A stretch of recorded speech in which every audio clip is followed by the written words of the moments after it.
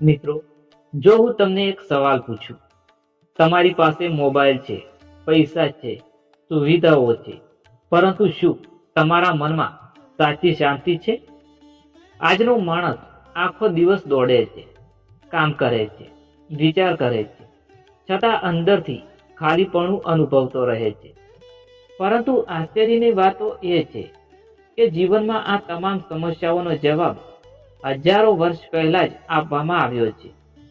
એવું જ્ઞાન જે ડરને હિંમતમાં ફેરવી શકે છે, ચિંતાને શાંતિમાં ફેરવી શકે છે અને નિરાશ માણસને ફરીથી ઊભો કરી શકે છે.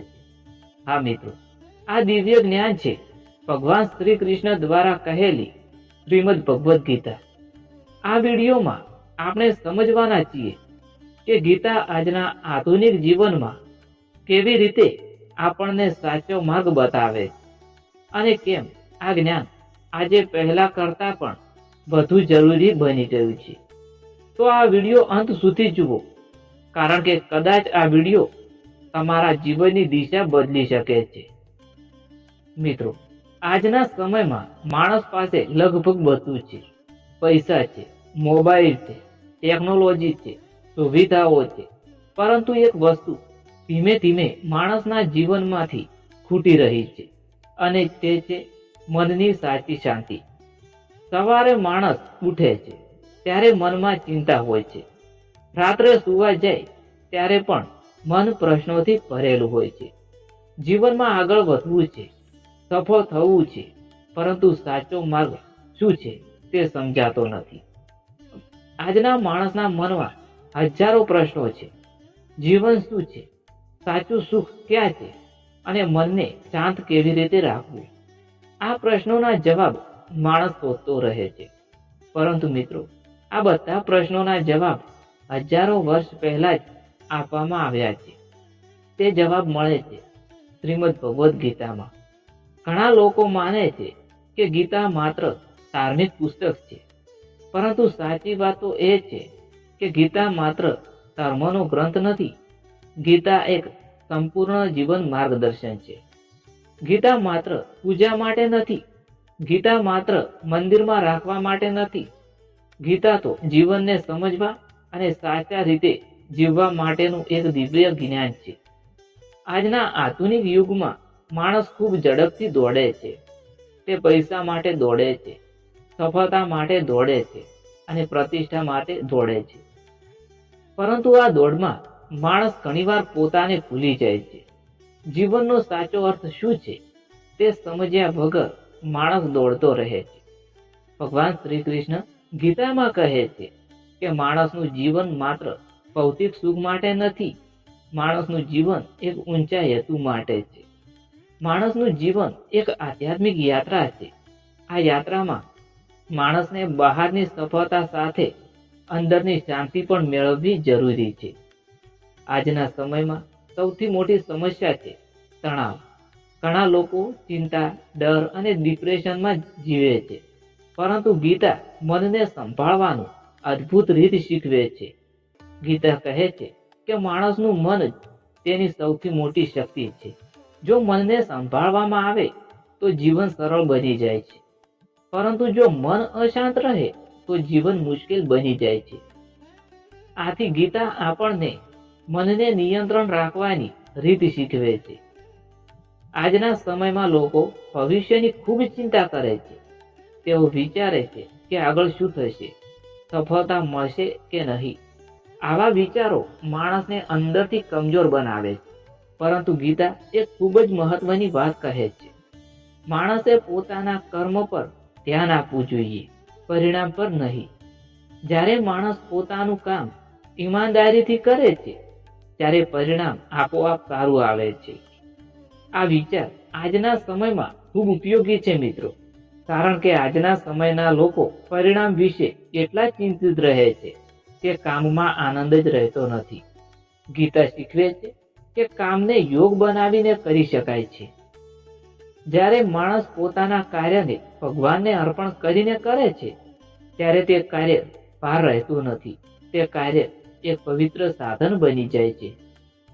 આધુનિક જીવનમાં એક બીજી મોટી સમસ્યા છે મિત્રો, અહંકાર. જ્યારે માણસ સફળ થાય છે ત્યારે તેને લાગે છે કે બધું મેં કહ્યું છે, પરંતુ ગીતા આપણને નમ્રતા શીખવે છે. શ્રી કૃષ્ણ કહે છે, માણસ માત્ર એક નિમિત્ત છે, સાચી શક્તિ તો પરમાત્માની છે. આ વિચાર માણસને અહંકારથી બચાવે છે અને જીવનમાં શાંતિ આપે છે. આજના સમયમાં સ્પર્ધા ખૂબ વધી ગઈ છે મિત્રો. દરેક માણસ બીજા કરતા આગળ વધવા માંગે છે, પરંતુ આ સ્પર્ધા ઘણીવાર ઈર્ષ્યા અને અસંતોષ પેદા કરે છે. ગીતા આપણને શીખવે છે કે માણસે પોતાના માર્ગ પર ધ્યાન આપવું જોઈએ, બીજાની સાથે સરખામણી કરવી નહીં. દરેક વ્યક્તિનો માર્ગ અલગ છે મિત્રો. દરેક વ્યક્તિની ક્ષમતા અલગ છે. જ્યારે માણસ આ વાતને સમજે છે ત્યારે તેના મનમાં શાંતિ આવે છે. જીવનમાં ક્યારેક નિષ્ફળતા પણ મળે છે, ક્યારેક પરિસ્થિતિઓ મુશ્કેલ પણ બની જાય છે, પરંતુ ગીતા આપણને હિંમત અને ધૈર્ય શીખવે છે. શ્રી કૃષ્ણ અર્જુનને કહે છે કે મુશ્કેલીઓથી ડરવું નહીં, હિંમત સાથે તેનો સામનો કરવો. આ સંદેશ આજના સમયમાં ખૂબ મહત્વનો છે, કારણ કે જીવનમાં મુશ્કેલીઓ આવવી સ્વાભાવિક છે. સાચો માણસ તે છે જે મુશ્કેલ પરિસ્થિતિમાં પણ મજબૂત રહે. ગીતા આપણને આત્મવિશ્વાસ પણ આપે છે. જ્યારે માણસ સમજે છે કે તેની અંદર એક દિવ્ય આત્મા છે, ત્યારે તેને અંદરથી શક્તિ મળે છે. તે સમજ થાય છે કે હું માત્ર શરીર નથી, હું એક અનંત આત્મા છું. આ વિચાર માણસને ડરથી મુક્ત કરે છે. આજના સમયમાં સંબંધોમાં પણ ઘણી મુશ્કેલીઓ જોવા મળે છે. ગુસ્સો, અહંકાર અને અપેક્ષાઓના કારણે સંબંધો તૂટી જાય છે, પરંતુ ગીતા આપણને ક્ષમતાનો માર્ગ શીખવે છે. જ્યારે માણસ દરેક પરિસ્થિતિમાં સંતુલિત રહે છે ત્યારે સંબંધોમાં પણ શાંતિ રહે છે. ગીતા આપણને સત્ય, ધર્મ અને કર્તવ્યનો માર્ગ બતાવે છે. જ્યારે માણસ પોતાના કર્તવ્યને સમજીને જીવન જીવે છે ત્યારે તેનું જીવન અર્થપૂર્ણ બની જાય છે. આજના સમયમાં ઘણા લોકો પૂછે છે કે જીવનનો સાચો હેતુ શું છે? ગીતા આપણા પ્રશ્નોના ખૂબ જ સુંદર જવાબ આપે છે. જીવનનો હેતુ માત્ર ભૌતિક સુખ મેળવવો નથી. જીવનનો સાચો હેતુ આધ્યાત્મિક વિકાસ કરવો છે. જ્યારે માણસ પોતાના મનને શુદ્ધ બનાવે છે, સારા વિચારો રાખે છે અને નિષ્કામ સેવા કરે છે, ત્યારે તે સાચા અર્થમાં સુખી બને છે. ગીતા આપણને શીખવે છે કે સાચું સુખ બહાર નથી, સાચું સુખ આપણા અંદર છે. જ્યારે માણસ પોતાના મનને શાંત બનાવે છે ત્યારે તેને અંદરથી આનંદ મળે છે. આજના આધુનિક યુગમાં ટેકનોલોજી ખૂબ આગળ વધી ગઈ છે, પરંતુ માણસની સૌથી મોટી જરૂરિયાત આજે પણ મનની શાંતિ જ છે. અને આ શાંતિ મેળવવાનો માર્ગ ગીતા ખૂબ સરળ રીતે બતાવે છે. જો માણસ રોજ થોડો સમય ગીતાના વિચારો પર ધ્યાન કરે છે તો તેનું જીવન ધીમે ધીમે બદલાઈ શકે છે. તેના વિચારો શુદ્ધ બને છે, મન શાંત બને છે અને જીવનમાં સાચો આનંદ આવશે. આ ગીતા માત્ર પ્રાચીન ગ્રંથ નથી. ગીતા આજના સમયમાં પણ જીવંત માર્ગદર્શન છે. જો આપણે ગીતાના ઉપદેશોને જીવનમાં અપનાવીએ છીએ તો આધુનિક જીવન મુશ્કેલીઓનો સામનો કરવો સરળ બની શકે છે. અને અંતમાં મિત્રો, યાદ રાખજો, દુનિયા બદલવાની જરૂર નથી. પહેલા આપણે પોતાનું મન બદલવું જરૂરી છે.